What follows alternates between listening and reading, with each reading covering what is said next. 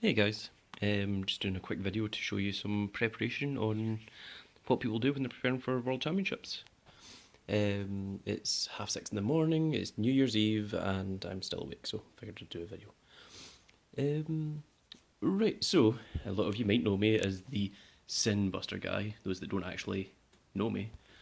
Um, and for the European Championships, I built the deck of every single person that qualified for European Championship. All 11 of us, I believe. I think it was 11. Um, and, play tested against all of them, you how every deck worked and everything. And obviously, the deck you qualify with doesn't necessarily mean to be the same one that you actually use.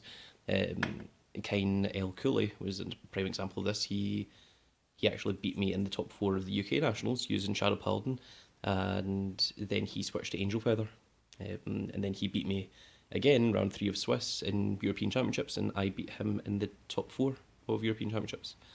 Um, but yeah, his Angel Feather build was fantastic. But on to Worlds. So I'm just going to show you a couple of decks that I've brought with me. I'm at my own house. I'm just doing this incredibly shoddily and no script whatsoever. So first of all, over here we've got Shadow Paladins. In terms of Shadow Paladins, I believe second place in America came. Second place used Shadow Paladin. Third place used Shadow Paladin, but he was using Phantom Blaster rather than Mordred Phantom. Interesting choice. Spain was also using Shadow Paladin, and France was using Gust Blaster Dragon. Now, that was Doi Mohammed, and I know him, and I know he's not going to be playing Shadow Paladin at Worlds. I'm not going to tell you, what he is playing, because that would be disrespectful to any other, people looking at the World Championships and trying to get information. But Shadow Paladin was the meta, and the meta has now, since the release of the new Aquaforce set, switched over to Aquaforce, and it will once again switch to Link Joker once Chaos Breaker stuff comes out. So you can look forward to that. So that's a heads up to anyone that didn't know. Like if you see any Chaos Breaker stuff going cheap, you might want to get it now because it will go up in price. So what we have over here is the fully built Shadow Paladin deck. Also, I'm entirely insane. Like, I don't go out of the way just to build the deck. I get the deck box and the proper sleeves as well. For each of these.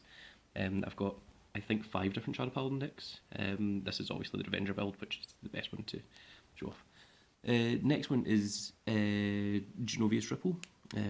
Ripples have, they've been doing extremely well over in Japan. We haven't seen it much in the English-speaking world yet, but it has a amazing early game matchup. If you can rush the opponent, you can win before they get into their second stride, and that's what you're ideally going for. It does have some problems in the late game, so you really have to rush.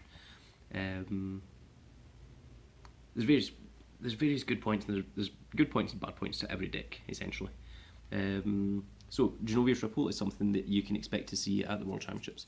We also have the Thavas deck. In fact, I believe the winner of the Asia circuit was using Thavas. So we'll see if he sticks with that or if he switches. Over here we have Blue Wave, and Blue Wave is really ridiculous. It's got a lot of easy to do combos. Ripple actually has like huge combos, especially with the size 1 rare that came out. It's amazing. But there's a critical trigger. It says put this into soul. When your Vanguard attacks, draw 1, and it's not once per turn. So all of your stuff that's twin drive, or not twin drive, double attack, your Legion and this guy, means you draw 2, and that's draw 2 for every crit trigger. So if you put back all 4 crit triggers, you draw 8, as well as your 4 drive 6, which is 10, which is huge. And that's not even all it does. I mean, that's just 2 cards. I mean, you're not even looking at tidal assaults and high tide snipers and etc. Over here we have Sanctuary Guard, which was the meta for quite a while, especially over in Japan. Not as huge and over here in the English speaking world, not so much in the UK at least, but um, second place in Asia, top using Sanctuary Guard. Quite an interesting build. I won't tell you why it's interesting until afterwards because I don't want anyone getting any hints or ideas. But yeah, interesting. I can't really say anything. Also, we've got my deck over here. This is Safarian. You might have noticed over the years I've topped quite a few events, especially with Bushiroad. Even if you look at my buddy fight decks that are online, they're all called Safarian. There's a reason for that.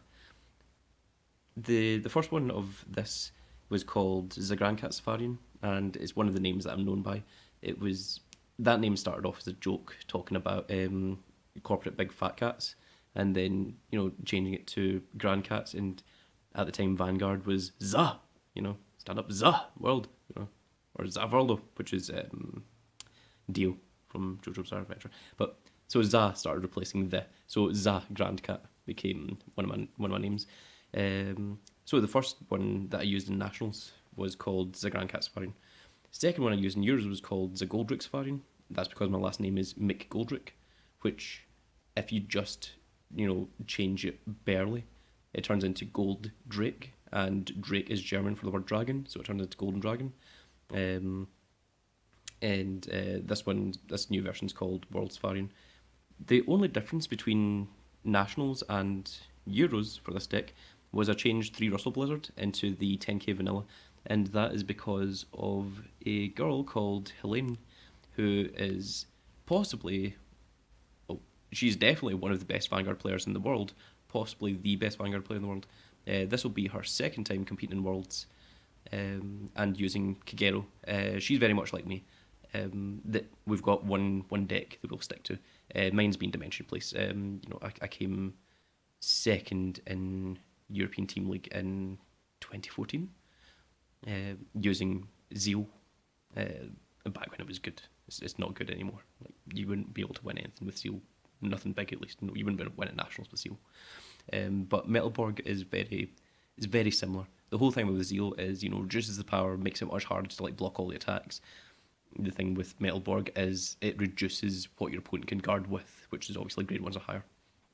So it's the same standard, it's the same pressure game, and that's what I work with. That's a lot of it isn't to do with playing the card game, especially when you get to a higher level. The top 8 of World, or the top 8 of Nationals. When you get into Euros, when you start getting to Worlds, everyone is all the best type of player that you can be. So you stop playing the game and you start playing the opponent. And this is very much what poker is all about as well. Especially when you get into the, you can get lucky. There's no doubt about that.